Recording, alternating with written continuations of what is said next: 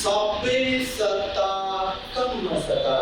तथागत कहते हैं यहाँ जो भी हो रहा है, जैसा भी हो रहा है, सब अपने अपने कर्म की वजह से ही है। कर्म बोले तो काम, काम बोले तो जो हम शरीर से करते हैं, जो हम वाणी से बोलते हैं, जो हम मन से सोचते हैं, वो। स्वागत है आप सभी का। आप लोग देख रहे हैं बुद्धास टीचिंग चैनल और हम यहाँ महाकारुणिक तथागत बुद्ध और उनके शिक्षाओं के विषय में चर्चा करते हैं।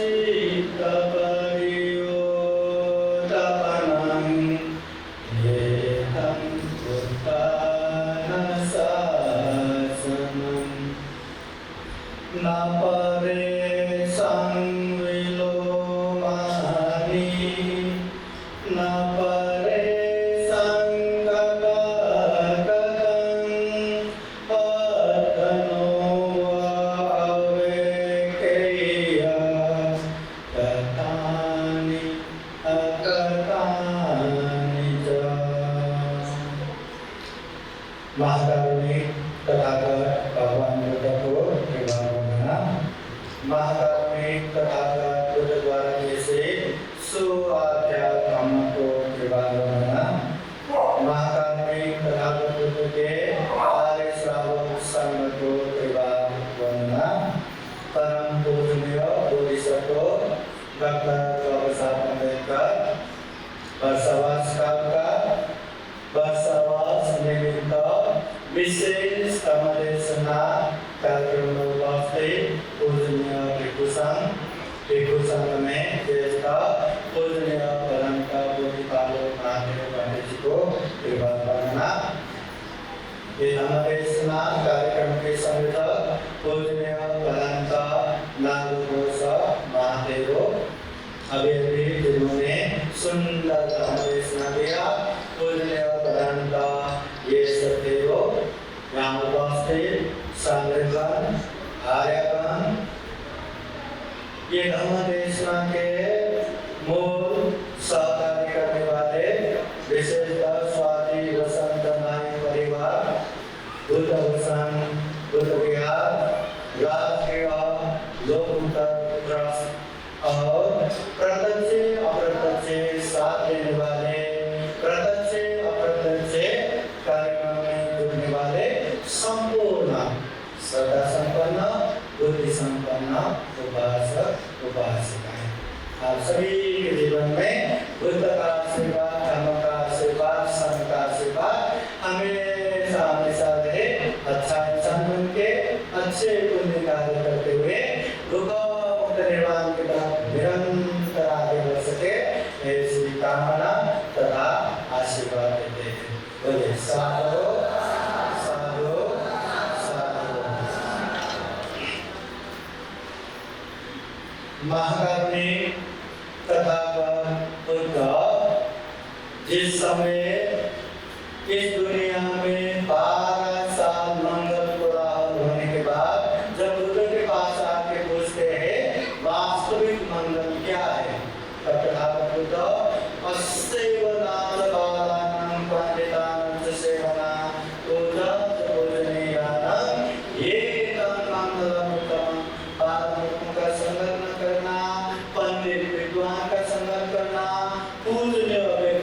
पूजा करना ये उत्तम मंगल है। इस तरह का 38 प्रकार के मंगल का उपदेश देते हैं। उन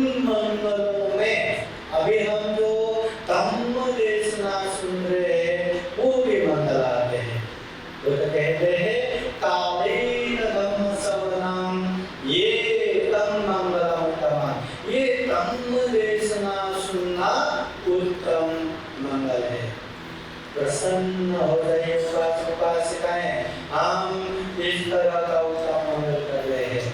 बुद्ध जो मंगल का उपदेश दे रहे हैं, केवल आंखों से देखकर ही वह कितना सुंदर है, केवल कानों से सुन के अरे कितना अच्छा है, मुंह से खा के बहुत स्वादिष्ट है, केवल क्षणिक सुख आनंद लेने वाला ऐसा मंगल नहीं है। संपूर्ण पाप को काटने वाले, दुर्गति के रास्ते को छेदन करने वाले, अभी भी बीच में भी अंत में भी सुख शांति देने वाले इस तरह का मंगल दुख कहते हैं। तो धम्म देशना सुनना ये उत्तम मंगल है। धम्म देशना सुनना 10 पुण्य क्रिया में एक पुण्य क्रिया है। धम्म देशना सुनना पुण्य क्रिया भी है, पुण्य कर्म भी है। तो हम पुण्य भी कर रहे हैं, तो हम उत्तम भी कर रहे हैं। बस इतना ही बताना है कि उपासक उपासिकाएं हम धम्म देशना सुन रहे हैं, हम धम्म देशना का कार्यक्रम कर रहे हैं, बहुत पुण्य हो गया, बस इसमें सीमित मत बनिए। धम्म देशना सुनना पुण्य है, परंतु इसमें दुख मुक्ति नहीं है। केवल धम्म देशना सुनने मात्र से, केवल धम्म देशना जानने मात्र से, मानने मात्र से कोई भी व्यक्ति दुख मुक्त नहीं होता। तथागत के समय में एक उपासक आते हैं और बुद्ध के पास जाके कहते हैं, भगवान आप इतने सुंदर धम्म देशना देते हैं, दुखों से दुख मुक्ति तक का उपदेश देते हैं, और धम्म देशना सुनने वाले उपासक उपासिकाएं भी खूब शांत होके खूब श्रद्धापूर्वक धम्म देशना सुनते हैं। और धम्म देशना सुनने वाले लोगों को लेके ऐसा लगता है कि सभी के सभी दुख मुक्त हो गए होंगे, सभी के सभी अनंत हो गए होंगे, निर्वाण पहुंच गए होंगे। तो उस समय तथागत बुद्ध कहते हैं, नाना उपासक नहीं नहीं, सारे धम्म देशना सुनने वाले उपासक उपासिकाएं दुख मुक्त नहीं होते, नहीं हुए। वो उपासक कहते हैं, आश्चर्य भगवान, धम्म देशना देने वाले आप जैसे स्वयं तथागत बुद्ध हो, और सुनने वाले इतनी श्रद्धा से, शांति से, ध्यान से सुनने वाले हो, फिर भी दुख मुक्त नहीं होता, ये तो आश्चर्य की बात है ना। बुद्ध अनेक उदाहरण देके समझाते हैं।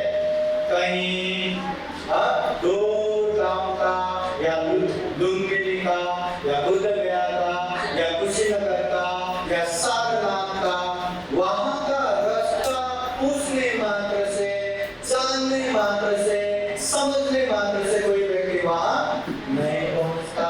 वहां रास्ता जानने के अलावा चलना पड़ेगा, चाहे गाड़ी में जाओ, चाहे ट्रेन में जाओ, चाहे फ्लाइट में जाओ, या कदम कदम पाई पाई जाओ, परंतु चलना पड़ेगा, आज नहीं कल पहुंच जाएंगे। परंतु चले नहीं, हमारा चलो माइटे है, सब पता है, ये ब्रह्म माइटे, ये ब्रह्म माइटे, सर्व माइटे, सब पता है, ऐसा करके बैठेंगे तो वो जगह कभी नहीं पहुंचते।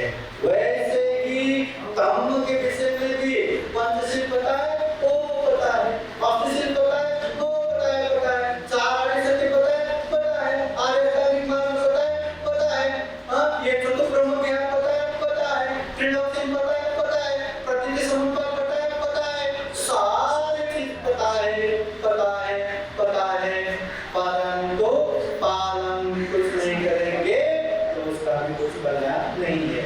इसलिए धम्म जानने मात्र से, धम्म मानने मात्र से कोई भी व्यक्ति दुख मुक्त नहीं होता। अगर दुख मुक्त होना है तो सबसे पहले धम्म को जानना पड़ेगा, समझना पड़ेगा, और जैसा हो, जिस तरह हो, उसको पालन भी करना पड़ेगा। इसलिए मुझे बार बार कहते हैं कि धम्म का मार्ग परियति प्रतिपत्ति प्रतिवेद 3 तहों में तथागत बुद्ध बताते हैं। सबसे पहले परियति धम्म को खूब जानना है, समझना है, श्रुत ज्ञान बढ़ाना है, बहुश्रुत बनाना है, हाँ ज्ञान को बढ़ाना है, बुद्ध के धम्म को जानना है, समझना है, ये परियति धम्म। हम जो भी धम्म की बातें सुनते हैं, धम्म देशना सुनते हैं, धम्म की चर्चा करते हैं, ये परियति धम्म है। अब ये तो जानने का काम हो गया, हाँ जानने मात्र से तो कल्याण नहीं होगा, उसको पालन भी करना पड़ेगा, उसे कहते हैं प्रतिपत्ति धम्म। धम्म जिस तरह हम जानते हैं, समझते हैं, उसे पालन भी करना पड़ेगा। कोई एक स्टूडेंट साल भर खूब मेहनत करके खूब अच्छे से पढ़ाई करते रहे और एग्जाम के टाइम पे उसने एग्जाम भी ठीक से नहीं दिया, बीमार हो गया, नर्वस हो गया, किसी कारण एग्जाम गया, तो कितना पढ़ने वाले हो उसका मार्क्स बहुत कम आएगा। यहाँ भी सुनने के समय में खूब श्रद्धापूर्वक आप लोग सुन रहे, खूब ध्यानपूर्वक सुन रहे, खूब मन लगा के सुन रहे, एक समझ के सुन रहे हैं। बस आप समझ गए, जान गए, मान गए, पर ध्यान से जाने के बाद ये बात भी आप उसको पालन नहीं करेंगे तो उसका क्या फायदा होगा? आप लोगों को फेल तो होना ही है, तो फेल नहीं होना, पास ही होना है, तो हमें धम्म को पालन करना पड़ेगा। जैसा आप लोगों ने जाना, जिस तरह से जाना, जो जाना उसको पालन करना पड़ेगा, अभ्यास करना पड़ेगा। प्रतिपत्ति धम्म, प्रतिवेद धम्म, धम्म को अच्छे से पालन करेंगे, परिपूर्ण रूप से पालन करेंगे, तो हमें दुख मुक्ति का मार्ग भी प्राप्त होता है। श्रोतापति फल, सकेरागामी फल, अनागामी फल, अरहत फल, दुख मुक्ति का मार्ग फल भी तभी प्राप्त होगा जब हम धम्म को अच्छे से अभ्यास करेंगे। धम्म को अच्छे से अभ्यास तभी कर पाएंगे जब हम धम्म को अच्छे से जानेंगे, समझेंगे। इसलिए धम्म देशना सुनना मंगल है, धम्म देशना सुनना पुण्य है, परंतु धम्म देशना सुनने मात्र से हमारा काम हो गया, हम खूब अच्छे उपासक बन गए, खूब अच्छे उपासक बन गए, तो जागो उपासक उपासिका, एक भ्रम से निकलो। इतने ही करके बैठेंगे तो ये दुर्लभ जीवन मिलने के बाद भी हमारा कल्याण होने वाला नहीं है। हम चाहे तो सभी पापों से दूर हो सकते, हम चाहे तो हर पुण्य कार्य में आगे बढ़ सकते, हम चाहे तो अपने आप को सम्मिलित करते हुए अपने आप को अच्छे से जानकर समझकर दुख मुक्त निर्वाण कर प्राप्त कर सकते। इतना दुर्लभ जीवन प्राप्त हुआ है और हम केवल धम्म देशना सुनाना, कार्यक्रम का आयोजन करना, वो बहुत सारे लोग जमा हो गया तो चलो हमारा धम्म देशना कार्यक्रम सक्सेस हो गया, यही चीजों में फंस के नहीं रहना। हाँ, धम्म देशना सुनने वाले 500 हो या 5 लाख हो, ये मायने नहीं रखता। धम्म देशना सुन के समझ के पालन करने वाला रहा तो ये बहुत अच्छा है। इससे मतलब हो गया हम एक तो आमिष पूजा कर सकते हैं, दूसरा प्रतिपत्ति पूजा भी कर सकते हैं, अनेक तरह से फल फूल नैवेद्य अनेक तरह से पूजा कर सकते हैं, वो आमिष पूजा हो गया। बुद्ध ने जिस तरह से धर्म को बताया है वो धर्म को समझ के पालन करके भी पूजा कर सकते हैं, उसे प्रतिपत्ति पूजा।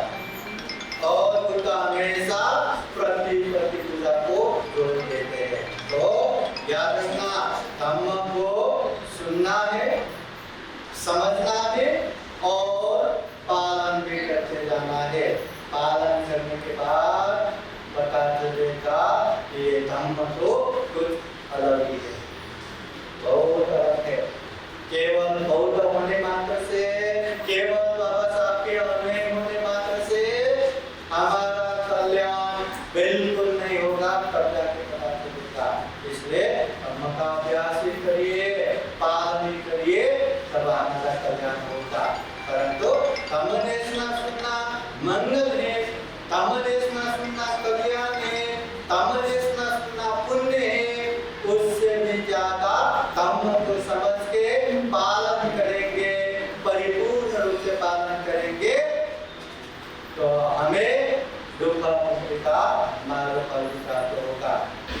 तो ये हो गया कर्म को जानने से, पालन करने से, परिपूर्ण रूप से पालन करने से ही हमारा कल्याण होगा। हाँ? एक समय महाकारुणिक तथागत बुद्ध के पास एक शुभ मानव नामक एक उपासक आते हैं और भगवान बुद्ध के पास आके हाथ जोड़ते हुए प्रश्न करते हैं, भगवान इस दुनिया में ढेर सारे इंसान हैं, परंतु इंसानों के भी एक समान नहीं है, क्यों? इंसान होके भी एक समान नहीं है। कोई बहुत ही धनाढ्य श्रीमंत है, कोई गरीब दरिद्र है। इंसान होके एक समान नहीं है, क्यों? कोई दिखने में खूब सुंदर है, कोई दिखने में बहुत ही घिनौना है। इंसान होके एक समान नहीं है, क्यों? कोई खूब विद्वान पंडित है और कोई खूब अज्ञानी मूर्ख है। इंसान होके एक समान क्यों नहीं है? कोई अल्पायु है, जल्दी मर जाता है, कोई दीर्घायु है, लंबी समय तक जीते हैं। इंसान होके एक समान नहीं है, क्यों? कोई बहुरोगी है, बहुत ही बीमार पड़ते हैं, कोई अल्प रोगी है, कभी बीमार पड़ते हैं। इसका कारण क्यों? कोई एकदम ताकतवर है, कोई एकदम कमजोर है। इंसान के एक समान क्यों नहीं है? कोई जन्म होते ही कूड़े कचरे में फेंका जाता है और कोई जन्म होते ही करोड़ों लाखों लोगों का सलामी मिलता है। इंसान होके एक समान क्यों नहीं है? उस समय महाकारुणिक तथागत बुद्ध शुभ मानव को जवाब देते हुए सारांश में बताते हैं और ये एक सारांश दाता बुद्ध धर्म के कर्म सिद्धांत है। तथागत बुद्ध कहते हैं, सबे सत्ता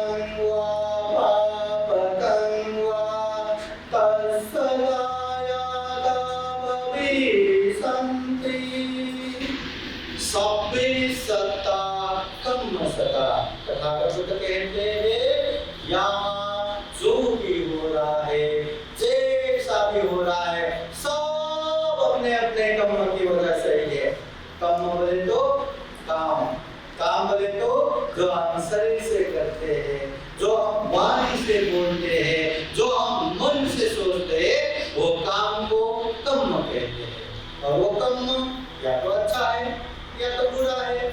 अच्छा कर्म करते हैं तो उसे कुशल कर्म कहते हैं, बुरा काम करते हैं तो उसे अकुशल कर्म कहते हैं। जो कुशल कर्म करते हैं उसका परिणाम अच्छा आएगा, जो अकुशल कर्म करते हैं उसका परिणाम बुरा ही आएगा।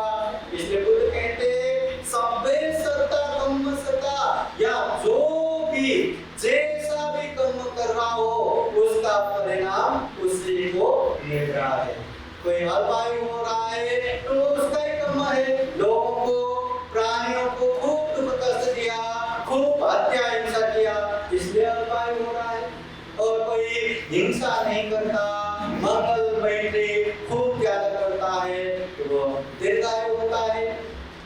जो व्यक्ति को दान देते हैं, स्मृति से दान देते हैं, वो धनाढ्य होता है, श्रीमंत होता है। और जो दान नहीं देते, चिकन बना करके, कांचूसी बना करके, ये भी मेरा, वो भी मेरा, मेरा मेरा मेरा, कोई गलती मत करो, ये मेरा मेरा करके कांचूसी करके कहते हैं। ऐसे व्यक्ति दरिद्र होता है, गरीब होता है।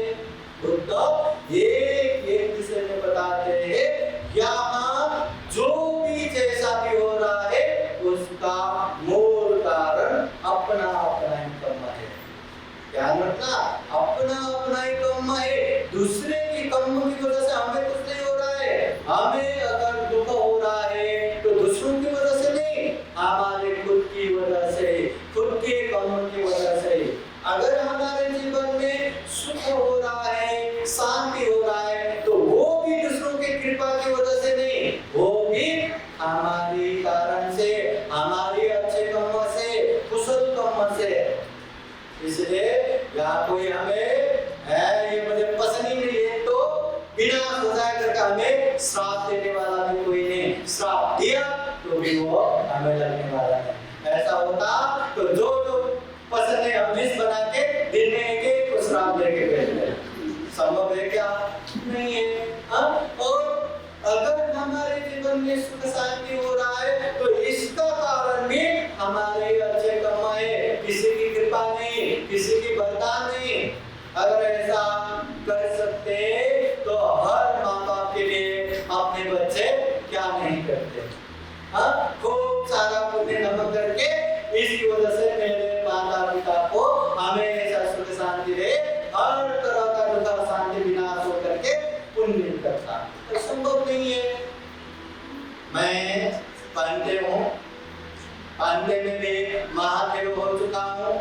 हाँ, अभी इतना बड़ा पांडे हो गया, अभी मुझे भूख लगा है तो मैं ही क्यों खाऊं? पंडित जी मेरे लिए थोड़ा सा खा लीजिए, आप भी मेरे लिए खा लीजिए, सब लोग खा लीजिए, नहीं उपास मेरे लिए एक निवाला खा लीजिए। अब एक दिन में 500 लोग एक निवाला मेरे लिए खाएंगे तो मेरा तो पेट एकदम गच्च भरना चाहिए ना, एकदम पेट भरा भरा होना चाहिए। भर जाएगा क्या? आप लोग एक निवाला क्या, हर कोई गच्च भर भर के पेट भर भर के खाए तो भी मेरा पेट भरने वाला नहीं है। सिंपल सी बात है। अगर मेरा पेट भरना है तो मुझे ही खाना है, मुझे ही भोजन करना है, तभी जाके मेरा पेट भरेगा। दूसरे खाने से कुछ नहीं होगा।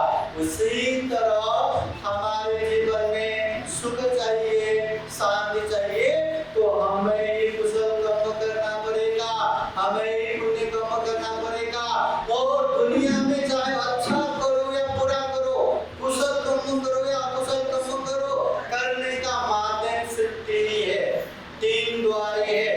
तो तीन माध्यम शरीर, वाणी, मन, ये तीन छोड़ के कोई भी प्राणी पाप नहीं कर सकता, कोई भी प्राणी पुण्य नहीं कर सकता।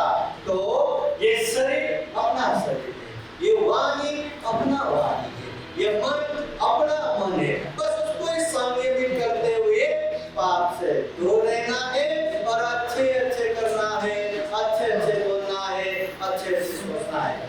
दूसरों को कंट्रोल करके दूसरों को अच्छा करना नहीं है, खुद को कंट्रोल करके खुद को ही अच्छा करना है। ये आसान बात है, आसान बात हो के भी करना आसान नहीं है। इसलिए तथागत बार बार कहते हैं अत्तारी अत्तलो ना तो कोई ना हो परोसिया। हम खुद के मालक नहीं है, कोई हमारे मालक नहीं है। किसी का पूजा करने मात्र से, किसी का भक्ति भाव करने मात्र से वरदान कोई नहीं दे सकता। हाँ, अगर भगवान बुद्ध वरदान देने वाले हो तो हर बौद्ध, हर उपासकाएं दुख मुक्ति हो जाता। अगर बाबा साहब वरदान देने वाले हो तो हर अम्बेडकर वाले, हर बाबा साहब को मानने वाले एक से एक श्रीमंत हो जाता। परंतु ऐसा नहीं होता। घर में माँ बाप पुण्य करेंगे तो माँ बाप का पुण्य भी उसके बच्चे नहीं ले सकते। बहुत सारे लोग कहते हैं ना, हमको बोले बिहार जाने की क्या जरूरत है, हमारे माता पिता जाते और खूब पुण्य करते, दान नहीं देते, बस हो गया, हमें करने की क्या जरूरत है।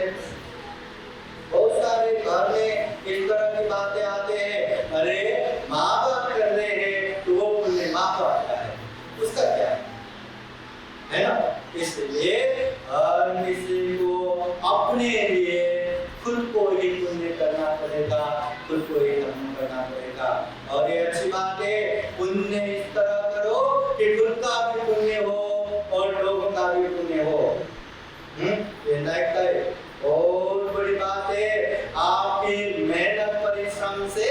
इतने सारे दिशा विदिशाओं से पूजने विभूषण यहाँ पे आए, इतने सारे उपासक उपासिकाएं यहाँ पे आए। बुदास टीचिंग चैनल द्वारा ये लाइव प्रसारण हो रहा है। न जाने कहाँ से ये प्रवचन सुन के बैठते हैं और प्रवचन सुनने वाले थोड़ा भी समझ के अपने आप को थोड़ा भी अच्छा बनाया, अच्छे मार्ग पे गए, पुण्य किया, तो ये पुण्य का माहौल बनाने वालों को कितना कितना पुण्य लगेगा।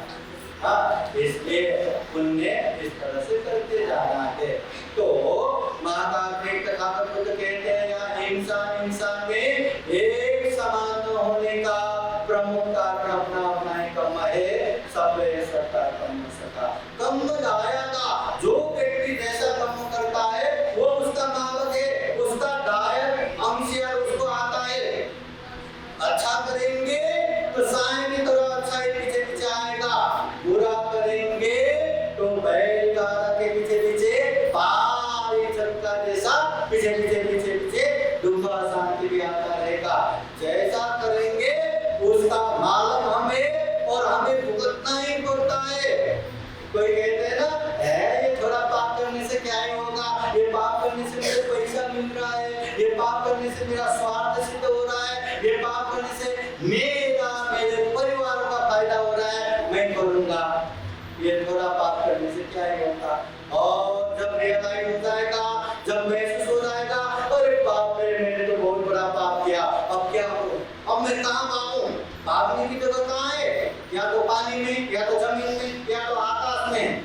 बुद्ध कहते हैं ना अंतरिक्षे न समुद्र मध्य न बद्धदान विवरण भविष्य।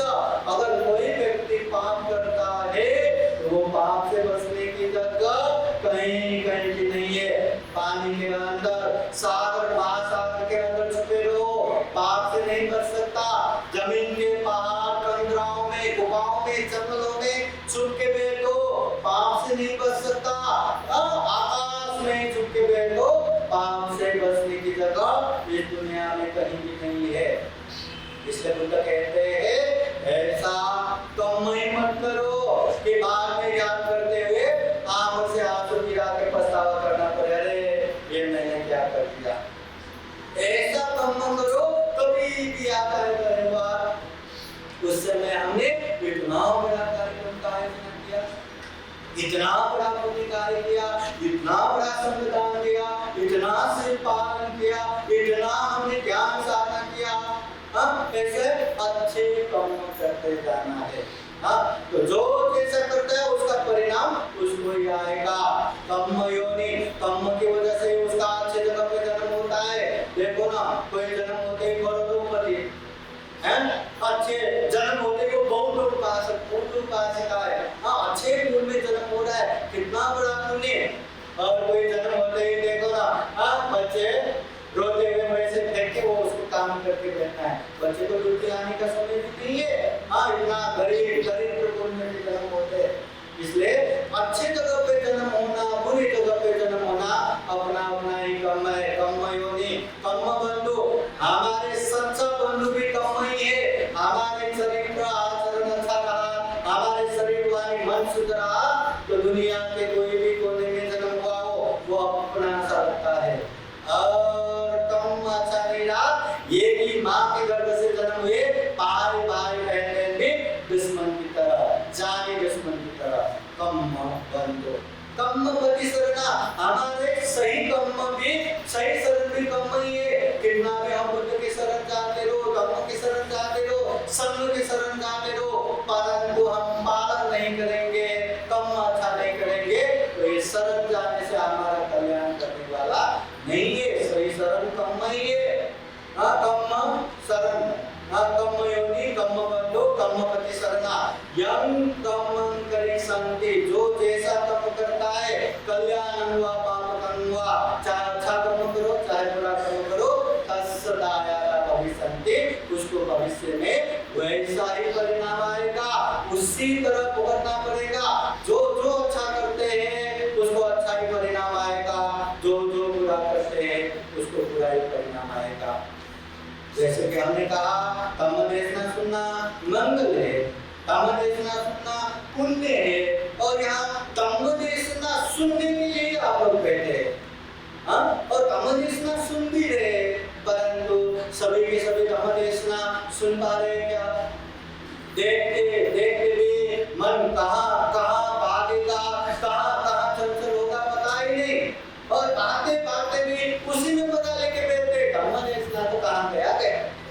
तो ऐसे चंचल होने के बाद भी अरे मैं तो धम्मदेशना सुन रहा हूँ, बार बार धम्मदेशना सुन के समझ के श्रद्धा उत्पन्न करके प्रसन्न चित्त करके बैठने वाले कितने लोग रहते हैं।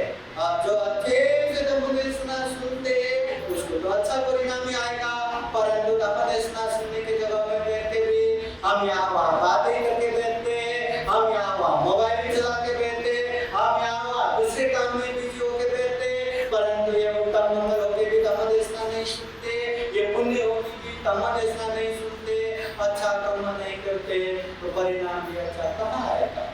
जो जैसा करेगा उसको उसी तरह का परिणाम आएगा।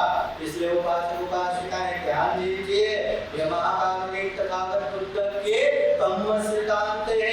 अगर हमारे जीवन में सुख चाहिए तो हमें ही पुण्य करना है, हमें ही धम्म करना है।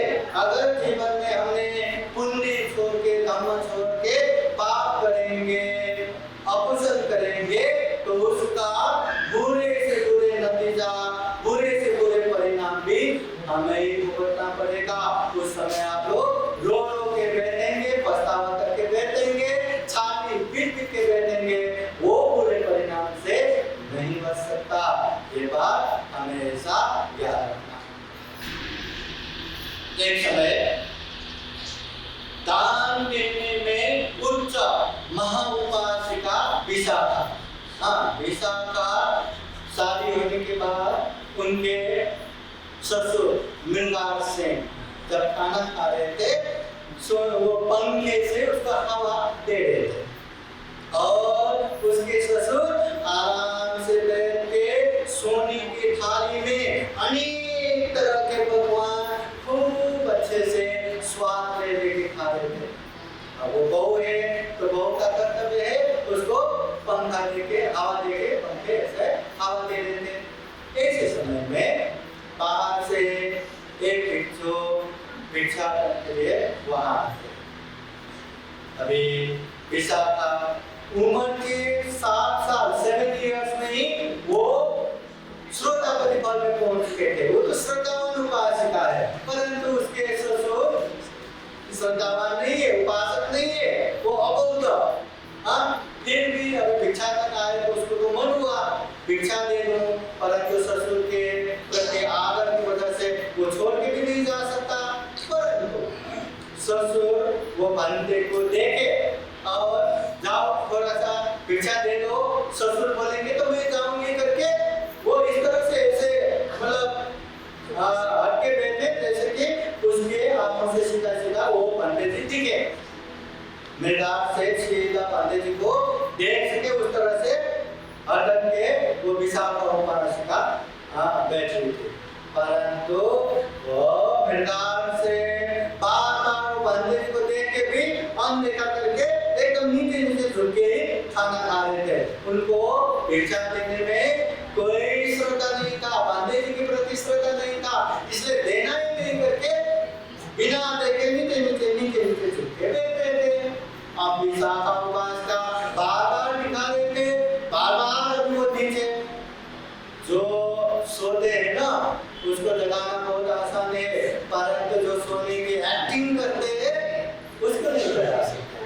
अभी ये इसको तो श्रद्धा ही नहीं है, तो विशाखा समझ गए कि ये दान देने वाले नहीं है। तो पंडित जी को कहते हैं, पंडित जी आप उसे जो अपने भिक्षा बन जाएंगे, मेरे ससुर जी बासी खाना खा रहे हैं। पंडित जी को गए, वो मृगाल से इतने सोने के थाली पर इतने अच्छे अच्छे पकवान खा रहे थे और बासी खाना खा रहे करके अपने बहू हमें भी शादी करके आए। वो बहू ऐसा बोले तो इतना गुस्सा आया, वो थाली उठाया वहीं पटक के गुस्से से चला गया, खाना छोड़ के वहीं पटक के चला गया। और बाद में विशाखा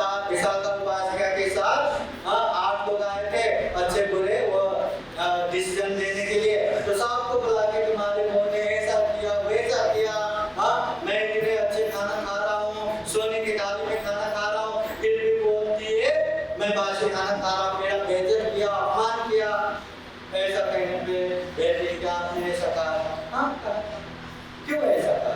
तो विशाखा कहती है मेरे ससुर बेटा से ने पहले बहुत पुण्य करके आए होंगे, जिसकी वजह से अभी अनेक तरह के दान संपत्ति से परिपूर्ण है।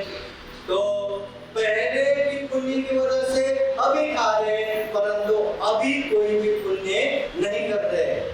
हाँ तो इसीलिए अभी का पुण्य नहीं है, पहले का है, बासी है। इसलिए मैंने कहा ये बासी खाना खा रहे हैं, इसमें मेरा क्या गलती है? समझ गए क्या? जो व्यक्ति पहले अच्छा करते हैं अभी अच्छा होगा, अभी अच्छा करेंगे तो बाद में भी अच्छा होगा। हमने पहले बुरा किया होगा इसलिए हमारे जीवन में अभी दुख अशांति आ रहा है, अभी पूरा करेंगे तो आगे जाके भी दुख और अशांति आएगा ही। तो ये विशाखा जो ये कहती है ना कि बासी खाना खा रहे, पहले उसने पुण्य करके आए इसलिए अभी तो बहुत संपत्ति से परिपूर्ण हुआ, वही खाना खा रहे, आगे के लिए कुछ भी नहीं कर रहे, अभी के लिए कुछ भी नहीं कर रहे, इसलिए बासी खाना खा रहे। क्या हम भी कहीं बासी तो खाना नहीं खा रहे? और पुण्य वाले हम कि इतना दुर्लभ जीवन मिला है, सुगति में हम इतना दुर्लभ जीवन मिला है, हम पुण्यवान है। तो ये पुण्यवान है तो पहले के पुण्य हम खर्चा कर रहे या अभी के लिए भविष्य के लिए भी खूब पुण्य कर रहे, ये बात को ध्यान देना। महाकारुणिक तथागत बुद्ध कहते हैं यानी करोति पुरुषो तानि पश्यति आत्मनो कल्याणकारी कल्याणं पापकारी च पापकं यादि संभवते बीजं तादि संहरते फलं। यानी करोति पुरुषो इंसान जैसा करता है तानि पश्यति आत्मनो, उसको वैसा ही दिखाई देगा, वैसा ही मिलेगा, वैसा ही भोगने को मिलेगा। कल्याणकारी कल्याणम, जो अच्छा करता है कल्याणकारी करता है उसको अच्छा ही मिलेगा। पापकारी च पापकम, जो गलत करता है पाप करता है उसको पाप ही मिलेगा। यादि संभवते बीजम, खेत में हम जिस तरह का बीज डालेंगे ना उसी तरह का वहाँ फल आएगा। धान के बीज डालेंगे तो धान, गेहूं के बीज डालेंगे तो गेहूं, हाँ ये नींबू का बीज डाल के वहाँ आम आए, ऐसा हो सकता है क्या? हाँ जीवन में भी जो अच्छा करता है परिणाम अच्छा ही आएगा, बुरा करता है तो परिणाम बुरा ही आएगा।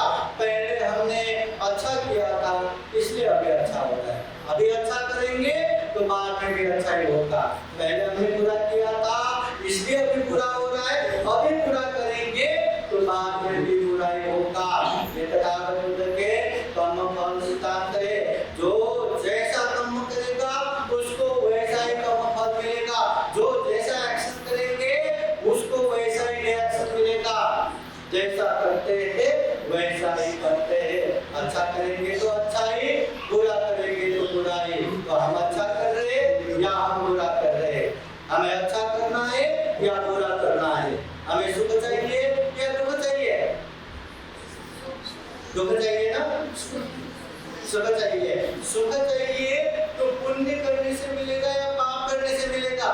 पुण्य करने से। ये पुण्य करने से मिलेगा, ये रट्टा मारने से पुण्य होगा या सही में पुण्य करने से पुण्य होगा? हाँ तो उसको अभ्यास ही करना पड़ेगा, पुण्य ही करना पड़ेगा। उपासक उपासिका ये सनातन बुद्ध के कर्म फल सिद्धांत है, जैसा हम करेंगे वैसा ही परिणाम आएगा। कोई जीवन में खूब अच्छा कर रहे, काम कर रहे और उसके मरने के बाद वो व्यक्ति हमें पसंद नहीं होते, दुर्गति में जाए, प्रगति में जाए, ये भी 100 ने 1000 ने लाखों लोग मिलकर प्रार्थना करेंगे तो क्या वो दुर्गति में जाएगा? क्या जाएगा? जा सकता है? नहीं जा सकता। और कोई जिंदगी भर अनगिनत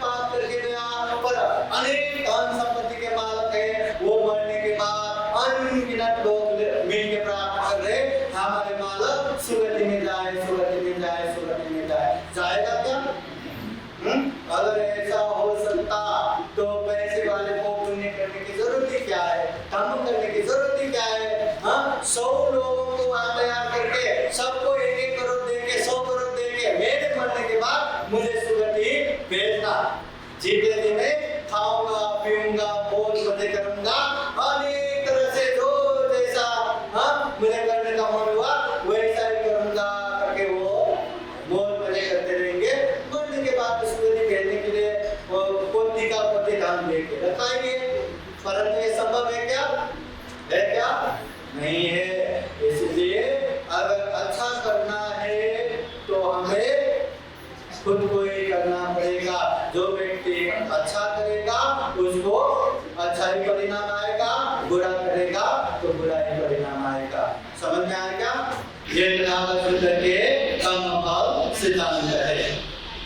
तथागत बुद्ध कर्म को अनेक अनेक उदाहरण देके समझाते हैं, अनेक तरह से बताते हैं।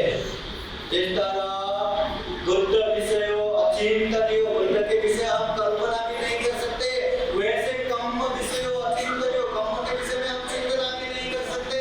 एक बात सारिपुत्र बनते तथागत बुद्ध के अग्रश्रावक प्रज्ञा में एक तक प्राप्त सारिपुत्र बनते, एक तक ध्यान करते हुए पहले मैंने क्या किया था, मैंने कब पुण्य किया, पुण्य का परिणाम क्या हुआ, पाप किया था, पाप का परिणाम क्या हुआ, अनेक अनेक जन्मों की बातें याद करते बैठे थे। तथागत बुद्ध आके सारिपुत्र बनते को समझाते हैं, ये सारिपुत्र ये तुम क्या कर रहे हो? अगर तुम अपने पाप और पुण्य का परिणाम क्या हुआ देखते जाएंगे तो जिंदगी खत्म होगा, परंतु वो चिंतना खत्म नहीं होगा। ये बेकार है। तथागत बुद्ध पहले की बात कल्पना करते पछतावा करते रहो, पश्चाताप करो, ऐसी उपदेश नहीं देते। बुद्ध धर्म में पूर्वताप भी नहीं है, पश्चाताप भी नहीं है। कोई गलत करता है, पाप करता है तो रियलाइज करो, इसको आगे से मत दोहराओ। और अच्छा कर रहे तो समझो मैं अच्छा कर रहा हूँ, उसको करते जाओ। तथागत बुद्ध के समय में अंगुलीमाल जिसने हजारों लोगों को मारा, इतने लोगों को मार के अंगुलियां इकट्ठा करके उसका माला लगाने वाला वो अंगुलीमाल जब तथागत बुद्ध के धम्म से बोर हो गए, बुद्ध के शरण गए और धम्म का अभ्यास करके लोगों का आनंद हो गए, वो अंगुलीमाल हजारों को मारने वाला वो अंगुलीमाल आनंद हो गए। क्या हमने हजारों लोगों को मारा है? क्या कोई भी इंसानों की हत्या किया है? क्या हम अंगुलीमाल जितना बुरे हैं? क्या अगर अंगुलीमाल अरहत हो सकते हैं तो हम अरहत नहीं हो सकते क्या?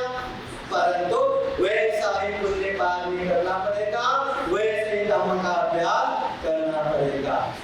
तो तथागत बुद्ध ब्रह्म का बहुत अनेक तरह से उदाहरण देके समझाते। हमारे व्यवहारिक जीवन में भी देखो ना, जो गलत काम करता है, जो गुंडागर्दी करता है, हम देखते हैं उसके पास बहुत सारा धन संपत्ति है, उसके पास गाड़ी है, बंगलो है, बैंक बैलेंस है, और जो बुद्ध विहार जाने वाले, धम्म देशना सुनने वाले, दान देने वाले, शील पालन करने वाले, उनके पास पैसा ही नहीं है, गरीब भी है। और ये देख के बहुत लोगों को लगता है क्या अच्छा करने से अच्छा नहीं होगा, बुरा करने से ही अच्छा होगा, परंतु ये संभव नहीं है। जिसका आधार गलत हो, जिसका आधार पाप हो, वो व्यक्ति को सुख शांति मिले, ये संभव नहीं है। दिखावे के रूप में उसके बाद भौतिक धन संपत्ति से परिपूर्ण होगा, मगर अंदर ही अंदर वो कितना दुख झेल रहे हैं, कितना पछतावा कर रहे हैं, रात भर कितना तड़प के बैठे, वो उसी को पता है। गलत करके किसी को अच्छा हो ये संभव नहीं है, परंतु यहाँ कोई गलत करता है, हम देखते हैं उसका भी अच्छा हो रहा है, कोई गलत करता है, हम देखते हैं उसका बुरा भी हो रहा है, कोई अच्छा करते खूब अच्छा करते देखते हैं उसका अच्छा हो रहा है, और देखते हैं कोई अच्छा करते खूब अच्छा करते हैं फिर भी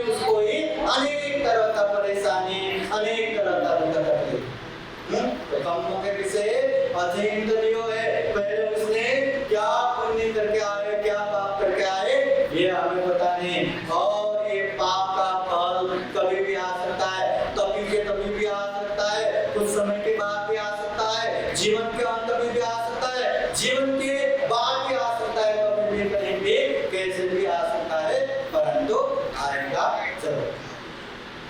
तथागत बुद्ध ने विशेषतः 4 प्रकार के कर्म का उपदेश देते हैं। 4 प्रकार के। पहला है गौरव कर्म, बहुत ही भारी कर्म, जैसे कि पाप में पंच महापाप जैसे जो पाप किया तो उससे बच ही नहीं सकता। माता की हत्या करना, पिता की हत्या करना, औरत व्यक्ति की हत्या करना, बुद्ध के शरीर से खून निकालना और संग भेद करना, ये बहुत बड़ा पंच महापाप है। वही व्यक्ति ये महापाप करता है तो उसको कोई नहीं बता सकता, बुद्ध भी नहीं बता सकता। जैसे कि यह अजात शत्रु भगवान बुद्ध के महापरिनिर्वाण बाद पहला संगायना पूरा बुद्ध के जो धम्म और विनय को संग्रह करने के लिए सारा का सारा खर्चा उठाने वाले ये अजात शत्रु राजा कितना पुण्य किया, परंतु मार्ग पर नहीं पहुंचे, क्योंकि देवदत्त की बात सुन के अपने पिता को जेल में डाल के जेल में मरवा के वो राजा बने थे। पिता की हत्या किया था। इसलिए जब बुद्ध की पहली भेंट होता है, बुद्ध का उपदेश सुनता है, इतना प्रसन्न होके बुद्ध के शरण जाके जीवन भर के लिए उपवास ग्रहण करके वो वापस जाते हैं। और जाते हुए वो अजात शत्रु को दिखा के तथागत बुद्ध कहते हैं, भिक्षु देखो वो अजात शत्रु को, अगर वो अजात शत्रु देवदत्त को मिलने से पहले मुझे या बुद्ध को मिलते, बुद्ध का उपदेश सुनते, तो पहले उपदेश में ये श्रोता तक के मार्ग पहुंच सकते थे, दुख मुक्ति का मार्ग पर पहुंच सकते थे। मगर देवदत्त की समझ से अपने पिता की हत्या किया, इसलिए कोई भी मार्ग फल प्राप्त नहीं कर पाए। यह अजात शत्रु इतना बड़ा देवदत्त की देखो ना, तथागत बुद्ध के भाई है, तुझे भाई है, मतलब ये तथागत बुद्ध के भाई भी है, बचपन से साथ में भी रहे, बाद में बुद्ध बनने के बाद भिक्षु भी बने, परंतु ये खुद बुद्ध बन के बुद्ध की जगह पे मैं भी बुद्ध बन के शासन करता हूँ, राज्य चलाने जैसा मैं शासन करता हूँ करके अनेक तरह से उन्होंने भी बुद्ध के शरीर से खून बहाया, संग भेद दिया, पंच महापाप दिया, वो भी महाअभिचुनक में खत्म हो गया।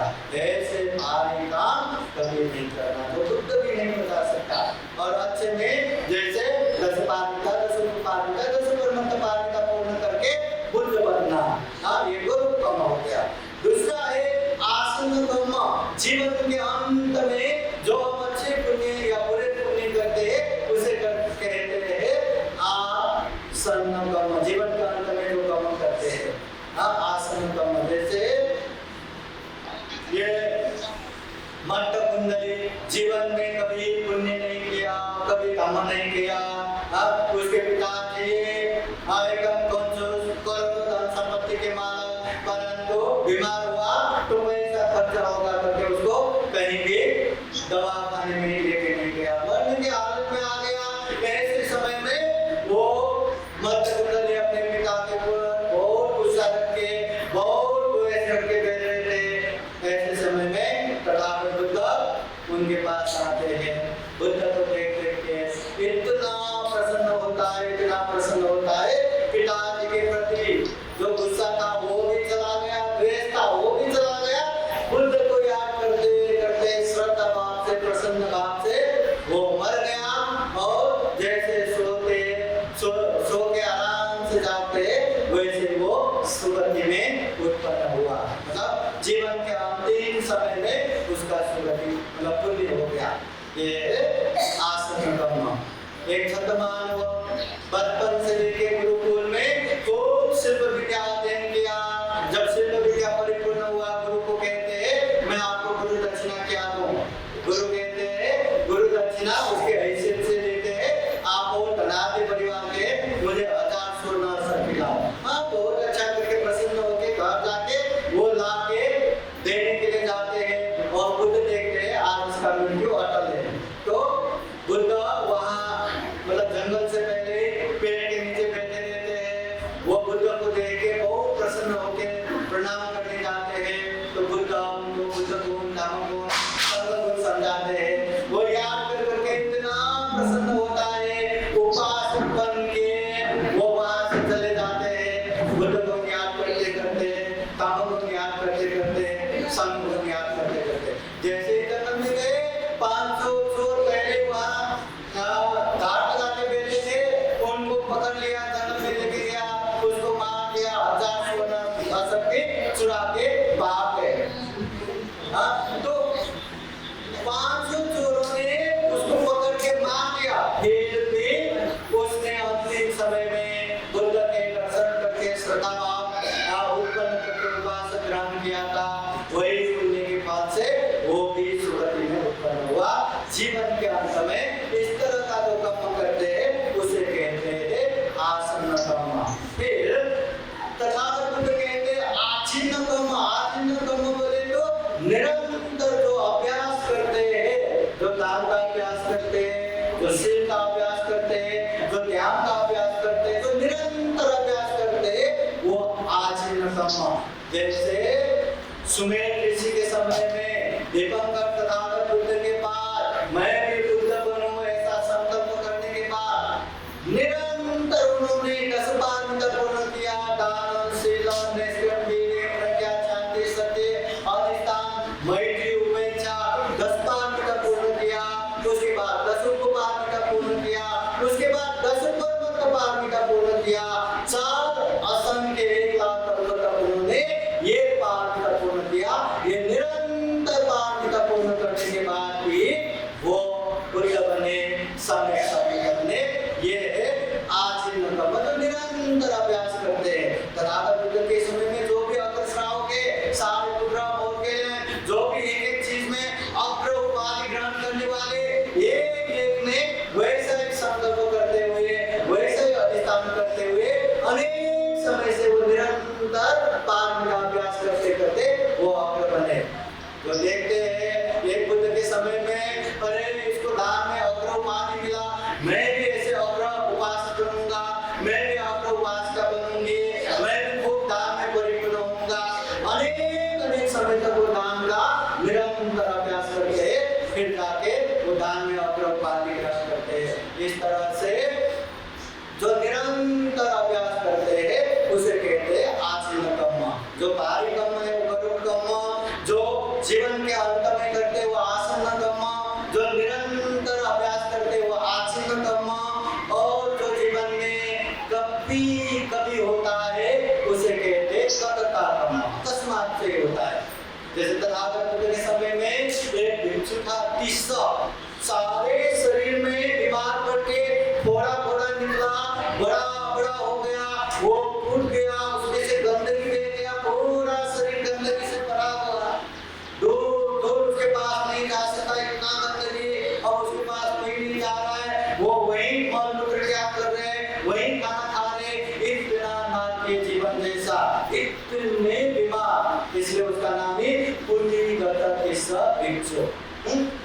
वो पुण्यगत भिक्षु बाद में बुद्ध आके उसको अच्छे से टहला के अच्छे से उपदेश देते, अंतिम समय में वो आनंद भी होते। तो भिक्षु लोग आश्चर्य प्रकट करते ये इतना बीमार क्यों होना पड़ा? तो कहते हैं एक समय एक शिकारी बन के जब जन्म हुआ था, पशु पंछियों को बहुत दर्दनाक उसने मौत दिया। ये शिकारी होके उसको जाल में लेके आते हैं, वो मर न जाए इसलिए, मर गया तो उसका मांस गंदा आता है, मर न जाए उसका वो पंख काट के उड़ के न भागे, सर के न भागे, उसका पैर काट के पंख काट के वैसे रख देते, मर भी नहीं सकता, भाग भी नहीं सकता। ऐसे अत्यंत दुख देके प्राणियों का हिंसा करके आए, इसलिए इतना दुख दर्द सहना पड़ा। पर वो अनंत कैसा होने का मौका मिला? तो कहते हैं तथागत बुद्ध किसी एक समय में एक औरत भिक्षु को देख के उसने भोजन दान दिया, और भोजन दान देने के बाद उसने संकल्प किया मैं इनके जैसा ज्ञान को हासिल करता हूँ। संकल्प बस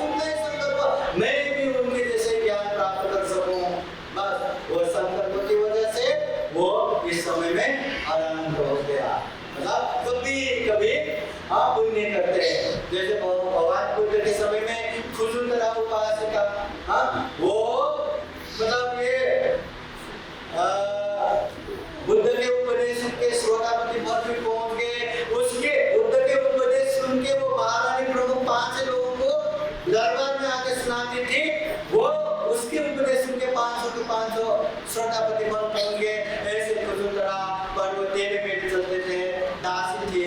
वो तेरे मेरे होने का कारण भी उसने एक समय प्रत्येक बुद्ध को देख के, हाँ प्रत्येक बुद्ध तेरा मेरा चल रहा था, लंगड़ते लंगड़ते, तो ये देखते थे भाई बंदे जी ऐसे ऐसे चल रहे, ऐसे ऐसे चल रहे करके तेरे मेरे करके एक्टिंग कर करके मजाक उड़ा रहा था, बस उतना ही। परंतु वो प्रत्यक्ष बुद्ध था, तो वो पाप की वजह से ये खुजुलरा इस तरह से तेरे मेरे चलने वाला लंगड़ी जैसा बनना पड़ा। तो कभी कभी जो हम कर्म करते हैं ये है कर्ता कर्म। तो 4 प्रकार का कर्म, गरुड़ कर्म जो पारिवारिक कर्म है, उसके बाद आसन्न कर्म जीवन के अंत में करते हैं, आचित्त कर्म जो निरंतर अभ्यास करते हैं, कर्ता कर्म जीवन के अंत में जो करते हैं वो कर्म। ये 4 प्रकार का कर्म। अभी इतने धम्मदेशना सुनने के बाद अभी हम क्या प्रेरणा दें? जिस तरह एक घर में आग लग जाए, हम क्या करेंगे? तो आग बुझाएंगे, परंतु आग बहुत ही बढ़ गया, अब उसको बुझा नहीं सकता, तो क्या करेंगे? घर के सारे लोगों को सुरक्षित बचाएंगे। उसके बाद घर में जो जो बहुमूल्य चीजें जल्दी बाहर निकालेंगे। लेकिन मानिए जितना बाहर निकालेंगे उतना ही हमारा होगा, उतना ही बचेगा, बाकी सब आपके साथ साथ रात हो जाएगा। उसी तरह हमारे जीवन में भी आग जल रहा है, जरा जीर्ण मरण रूपी आग जल रहा है। न चाहते हुए भी हम बुढ़ापे की तरफ जा रहे, न चाहते हुए भी हम बीमारी की तरफ जा रहे, न चाहते हुए भी हम मृत्यु की तरफ जा रहे। ये आग कब हमें रात बनाएगा पता नहीं, इसलिए रात बनने से पहले जितना पुण्य करेंगे, जितना धर्म करेंगे, जितना श्रद्धा चित्त त्याग चित्त से दान करेंगे, वही हमारा सही मायने में संपत्ति है। वो पुण्य रूपी संपत्ति हम रहे ना रहे हमेशा साईं की तरफ पीछे पीछे आता रहेगा और हमेशा हमारा सुख शांति का कारण बनता रहेगा। इसलिए रात बनने से पहले खूब पुण्य करना चाहिए, खूब कर्म करना चाहिए। मेरा मेरा मेरा कर करके कितना भी धन संपत्ति आप कमाओ, कितना भी धन संपत्ति बढ़ाते जाओ, बड़े बड़े बंगलों, बड़े बड़े गाड़ी, बड़े बड़े बैंक बैलेंस, परंतु आप मरने के बाद कितना भी धन संपत्ति छोड़ के जाओ, वो आपके परिवार के लोग, आपके रिश्तेदारी, आपके बंधु बांधव तछाड़ मछाड़ करके वो अपना अपना बनाएगा, आपको पुण्य नहीं लगेगा। जीवन काल में एक उपासक जिसे आप बातें करते रहते थे, दान पुण्य करते रहते थे, वो उपासक जब मर गए ना, उसके सिर्फ सभी के अकाउंट में कितना था पता है? 500 करोड़, 500 करोड़ धन। परंतु उसके मरने के बाद क्या? उसके बेटा और बेटी ने मैं लूंगा करके बेटी की शादी हो चुकी है, इसलिए वो बेटा कहते ये तो मुझे भी मिलना था, परंतु जीते जी वो भी अपने बीवी लेके दूसरी जगह पे बैठा था, इसलिए बेटी कहते मुझे भी मिलना था।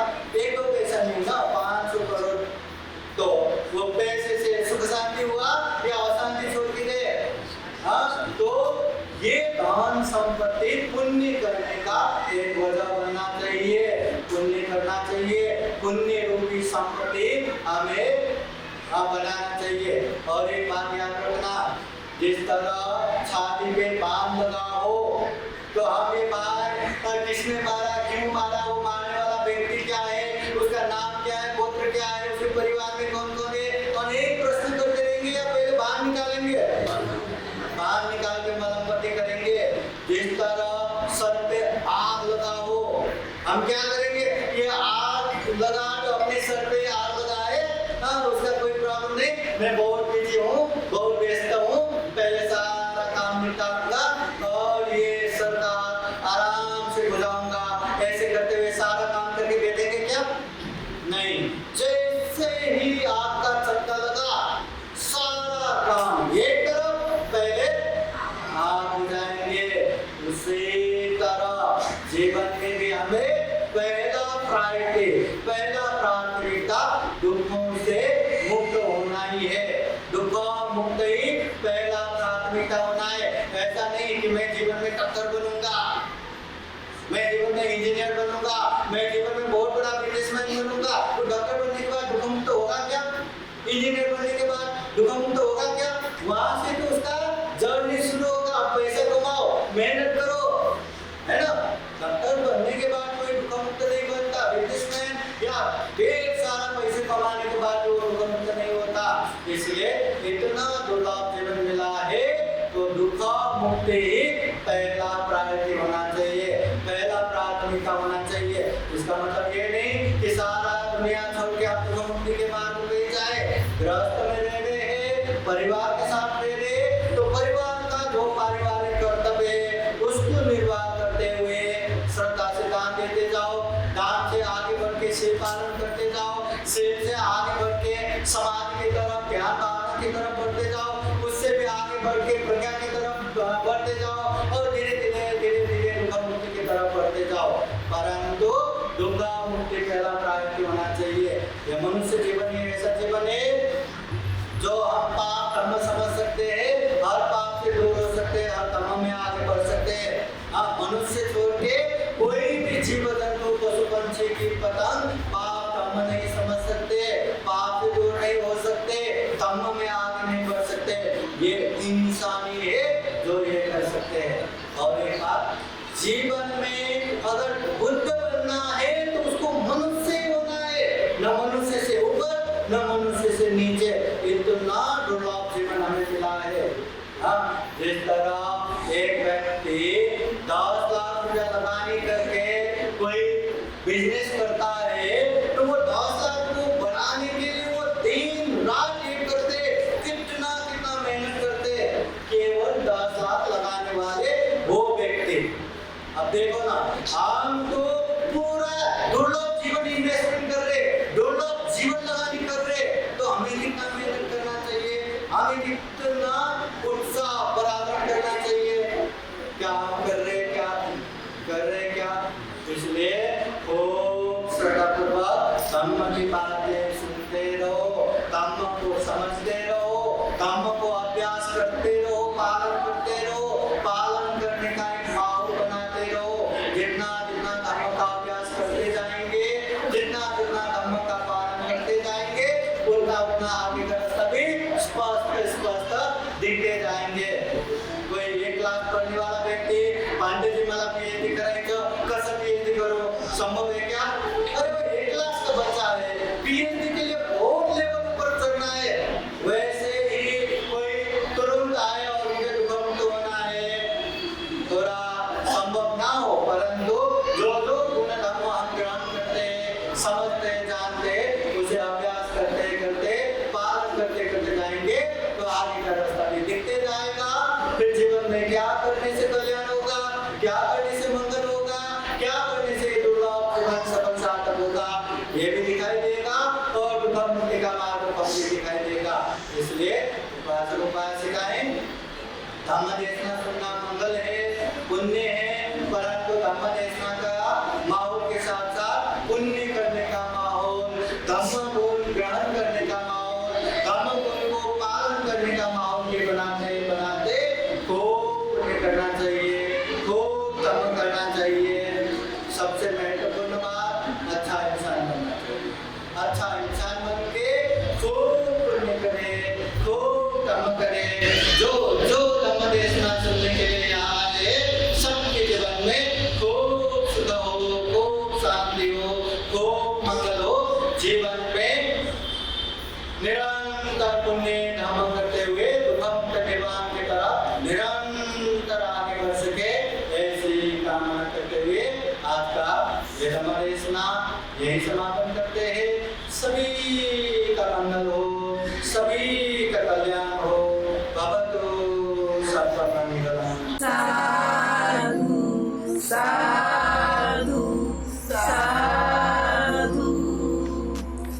बुद्धं नमामि, बुद्ध को नमन करता हूँ।